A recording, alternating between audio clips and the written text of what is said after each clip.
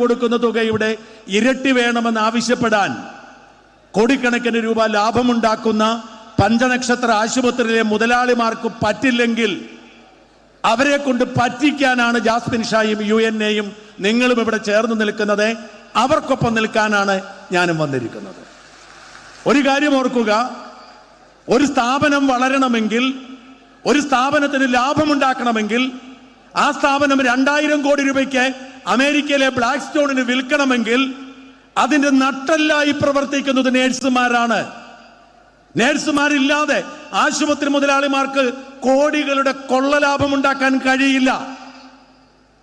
അപ്പോൾ അതുകൊണ്ട് നിങ്ങൾ ഉണ്ടാക്കുന്ന ലാഭത്തിന്റെ വിഹിതമല്ല, ഞങ്ങൾ ചെയ്യുന്ന പണിയുടെ കൂലിയാണ് വേണ്ടത് എന്ന് പറയുമ്പോ പറ്റില്ല എന്ന് പറഞ്ഞാൽ പറ്റും, പറ്റിക്കുമെന്ന് പറയാൻ കെൽപ്പുള്ളവരാണ് ഇവിടെ നിൽക്കുന്നത്. അതുകൊണ്ട് പ്രിയപ്പെട്ടവരെ, ദീർഘിപ്പിക്കുന്നില്ല. ഈ സമരത്തിൽ പങ്കെടുക്കാൻ വരുമ്പോൾ നിങ്ങളുടെ തൊഴിലിനെ ബാധിക്കുമോ, നടപടി ഉണ്ടാകുമോ എന്ന് നിങ്ങൾ ഭയന്നിട്ടുണ്ടെങ്കിൽ, ഭയപ്പെടുത്തിയിട്ടുണ്ടെങ്കിൽ നിങ്ങളോട് ഞാൻ ഉറപ്പ് പറയുന്നു, ആ ഭയമങ്ങ് മാറ്റിവെച്ചേക്കുക. നിങ്ങളുടെ ഒരു മുടിനാരിയുടെ പറിച്ചെടുക്കാൻ ഒരാശുപത്രി മുതലാളിക്കും ധൈര്യമുണ്ടാവില്ല. ജാസ്മിൻ ഷായുണ്ട്, UNA-യുടെ നേതാക്കളുണ്ട്, UNA എന്നൊരു സംഘടനയുണ്ട്, മറുനാടൻ മലയാളി എന്ന് പറഞ്ഞൊരു മാധ്യമ സ്ഥാപനമുണ്ട്.